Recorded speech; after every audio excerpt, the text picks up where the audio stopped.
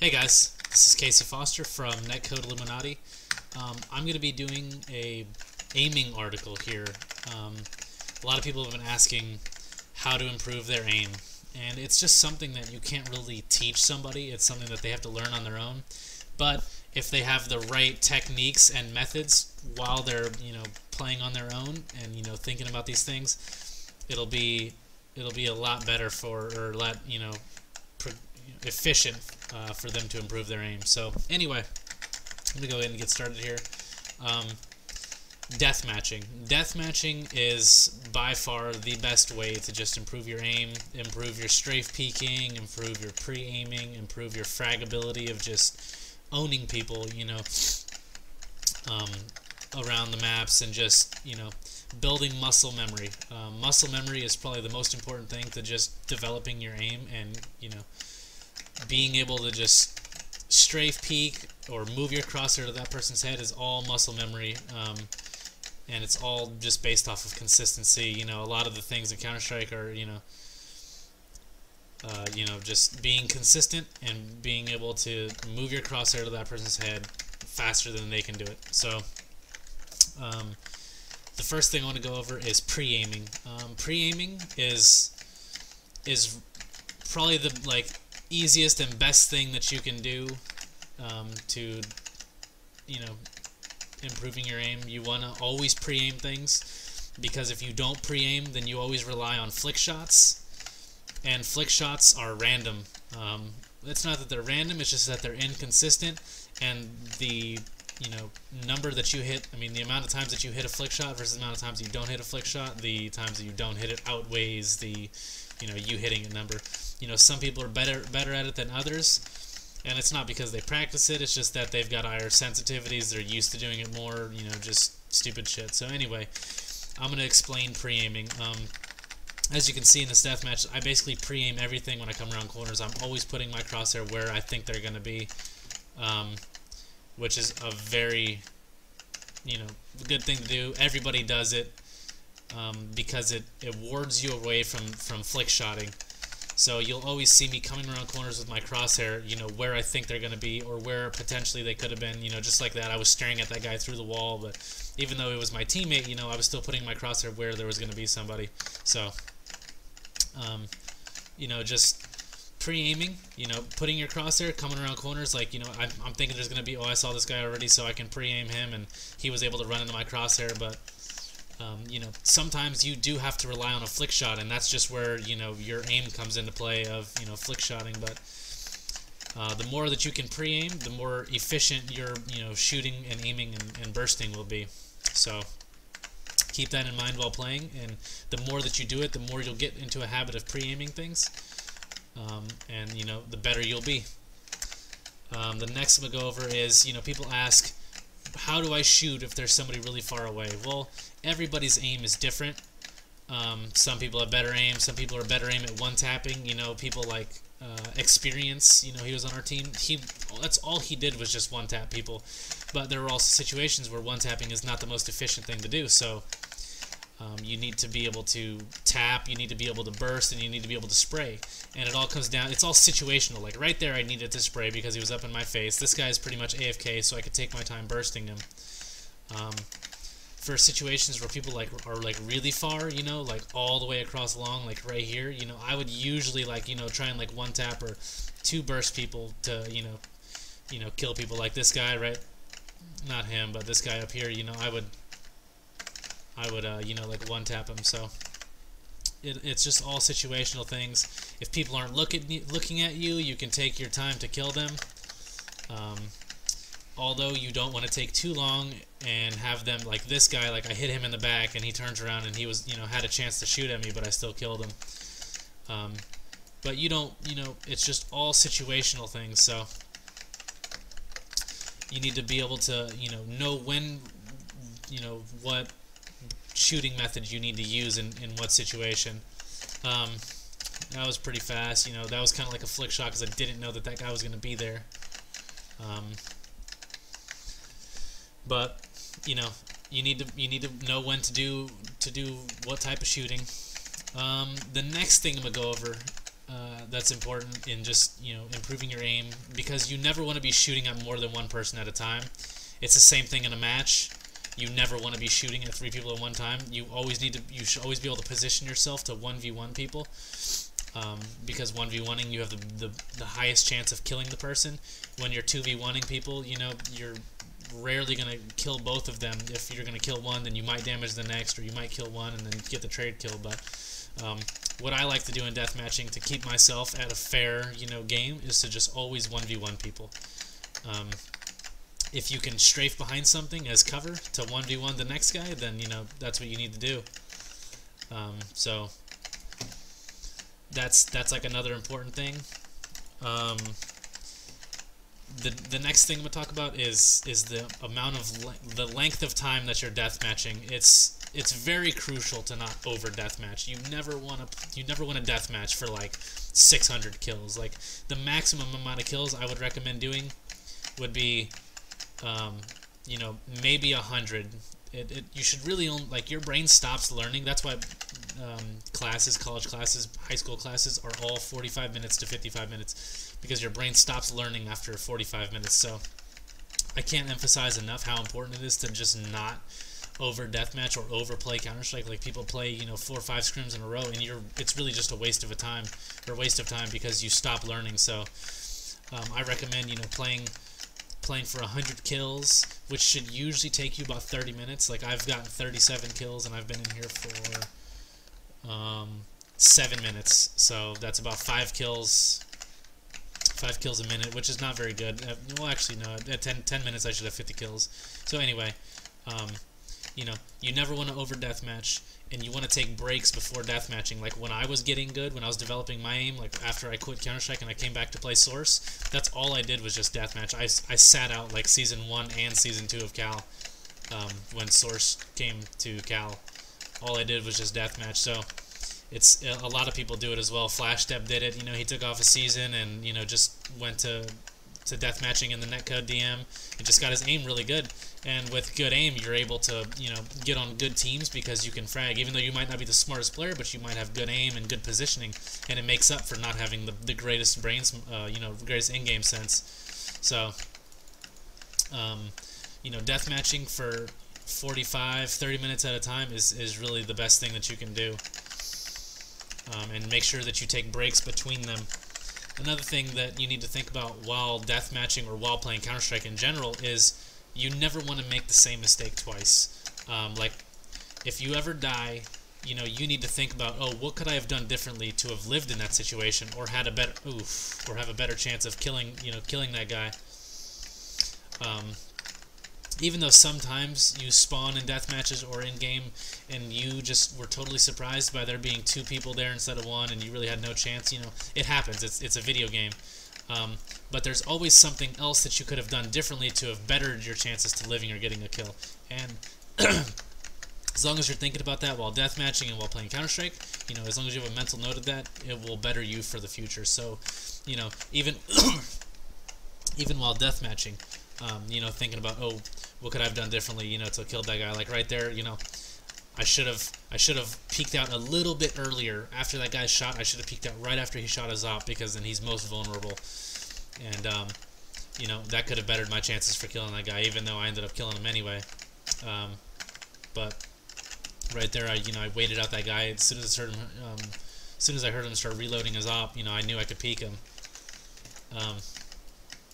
So that's like another thing is, make sure you never make the same mistake twice, or at least try not to. The next thing I'm going to go over is strafe peeking. In this game, if you're shooting versus a rifler, the peeker usually has the advantage. I'll go over this thing later called the left eye peek, which like a lot of people don't know about, but it's a good tool to know. It's kind of a bug in the game, but everybody has it, so it's not really a bug. And people do it on accident. So anyway, I'm gonna go over strafe peeking. I always try and strafe peek things because I'm really good at it, and most good riflers that can just strafe out and just one-tap people are usually just good at strafe, or just those people that are good at strafe peeking. Usually impact fraggers. So what I'll try to do is, first I'm pre-aiming them, and I'll always strafe out from behind a wall to shoot at them, because there's this thing called a left eye peek where you have the advantage. You can see them before they can see you. So whenever you see me, come around corners, I'm always pre-aiming on top of strafe peeking, because I'll be able to kill them before they can kill me, as long as I, am on target. So always try to strafe peek. I know there's a guy in spawn because he just opped somebody, but he's dead. So, it's just pre-aiming people and then strafe peeking around corners, and you just put all these tools into your toolbox, and you'll definitely pick up some points. The whole thing about deathmatching and why it's the best way to improve your aim is because you're put into the most gunfire situations possible. I've been playing now for in this server for 11 minutes, so this is gonna be like a 12-minute video, but I've got 60 deaths and 60 kills, 34 deaths, so it's a little less than a 2-to-1, so that's 90 gun situations in 11 minutes. In one match, you probably come into, I'd say, 30 gunfights, and you're in a match for, 45 minutes? So a death match, definitely ups your gunfight instances by a lot. Even though a Dust 2 deathmatch is relatively high, there are higher ones, like our other aim map servers, which are aim rifle servers and aim pistol servers. On aim maps, you basically spawn right in front of the people, so you're able to get the most amount of gunfight battles in the shortest amount of time. But the only disadvantage or drawback to playing in those aim map servers is you're only moving your mouse like this much. You're never spinning around, you're never strafing behind things, you're just moving your mouse from like here to here because they're right in front of you. So it gets your muscle memory better and it puts you in the most amount of instances, but you're not moving, you're not strafe peeking angles, you're not 1v1ing people, but it's just something that I do a little bit of each. I'll do a little bit of the rifle server, and then I'll come in the Dust. I'll go in there to warm up, and then I'll go in the Dust 2 server to work on my aim. And people always think that that just because someone's pro, they don't need help at all. That's complete bullshit. Even like the top players in the game need help with their game. Everyone can learn something. So anyway, the next thing we'll go over is positioning. That is something that a lot of players like Remix, he doesn't have the best of aim, Chewbacca doesn't have the best of aim, but they've got good positioning, and they can hang at the level with the rest of the pros in the game. Remix and Chewbacca were both top players in the game, and were able to rely on their positioning to kill people. They have, of course their aim wasn't dog shit, they weren't absolutely terrible, but their aim wasn't the best. Their aim wasn't as good as, like, say, someone like Fam or me or Experience or something, but they relied on their good positioning to be able to frag people. So it's just another good thing you can, like when I'm deathmatching on Dust 2, if I'm really trying to get a good score or just frag people, I'll hold a spot. I'll play like lower B, or I'll hold cat, and I'll position myself in those spots, because you can 1v1 everybody. Like, you will never get rushed on cat by 4 people because it's a deathmatch, but it's a deathmatch, so it's kind of gay to do that. But anyway, that's kind of, I'll hold a spot, and I'll just get good at holding those spots. And I'll learn the positioning, I'll learn what angles work, I'll learn where I can peek from, I'll learn when to peek, based off radar, based off sounds, based off shooting, where I know I have the advantages at. So that's another thing that works in matches as well, is just positioning yourself well, which you can learn from the Netcode Premium videos. Is you can see where all of the pros are positioning themselves in matches, and if you've noticed throughout the matches commentaries that you've watched, is that all the pros basically play in the same spots. It's because the same spots are the best spots to play in the game, and there's just really like only so many things that actually work in this game, that work on a consistent basis. It's, oh wow, that was terrible. Anyway, you wanna use those spots that the pros are playing in, because it's just what works, and that's just all there is to it. And all you do is just steal the pros' positioning and put it into your game, and you'll be a better player. So basically, those few things, I'll do a little recap. I actually have them written down, so I knew what to talk about. First thing was pre-aiming. You always want to pre-aim people while strafe peeking them. You know, shooting. You need to figure out which shooting techniques to use for different situations, as you can't use the same ones every time. You always want to try and position yourself to 1v1 people. Again, that's relying on positioning. You know, never deathmatch too long. I'd say 45 minutes is the tops. You know, you always want to think about the mistakes that you made and where you can, you know, go differently, what you could have done differently to have bettered yourself. Again, strafe peeking, as you know, kind of works itself in with pre-aiming. You always, like, I always try to strafe peek people as you have an advantage. And gunfights, you know, just don't really pub, you know, don't just go in a pub and pub. You know, you need to go into a deathmatch so then you can just get into the most amount of gunfight situations. You know, Netcode Illuminati, we've got a bunch of good servers. And positioning is another thing that, you know, I talked about as well. So with those key points in your game, in your tool bag, you know, of tools, you will be able to, you know, improve your game.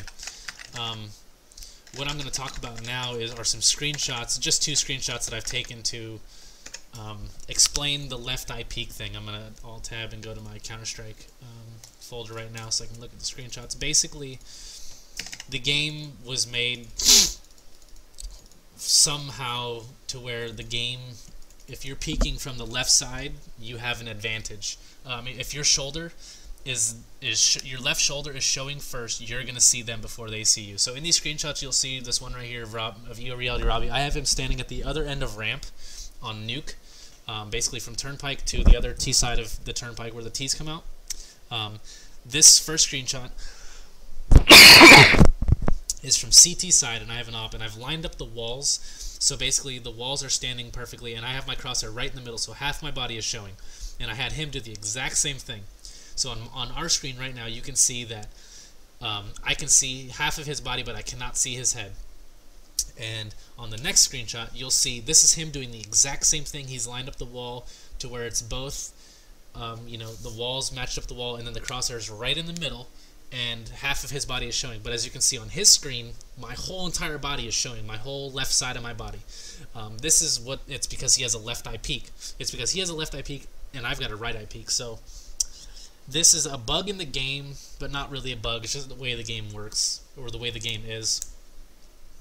So basically, any time where your left shoulder is going to be coming around a corner, and you're going to be seeing them first. So if you add this tool to your tool bag as well, of, you know, things that you can think about while playing the game, to where you know that you can stand behind a wall and strafe peek out to the left, you're going to see the person before they see you. So it's just another cool thing that's in the game that, you know, some people don't know about. Well, actually, a lot of people don't know about, that you guys will all know about now, that you will majorly improve your game. Because if you can position yourself to where your left shoulder will always be peeking out, you know, say it's on Dust 2 and you're behind the box in B site, and your left shoulder is going to be the side that you're peeking out of, you're going to have the advantage. You're going to be able to see them before they see you. And, you know, you just add this to your, you know, your toolkit, and when you're playing, you know, always position yourself to where your left shoulder is going to be peeking out first. You're going to have the advantage. So simple as that. So add these, you know, try these things out, give it a go. And if there's anything else that I did not cover that you guys have questions about as far as improving your aim, let me know and I'll make a video about it. I'm really, you know, I finally got tired of people just saying, you know, I need to improve my aim. It's not something that I can do, but actually it is. I can legitimately help you improve your aim. So I'm going to go ahead and end this video for about 20 minutes now. So if you guys did not watch I feel sorry for the people that did not watch the rest of this video, because the last thing is probably the most badass thing in this whole entire video. So anyway, this is Casey with Netcode Illuminati, and signing out here. Thanks.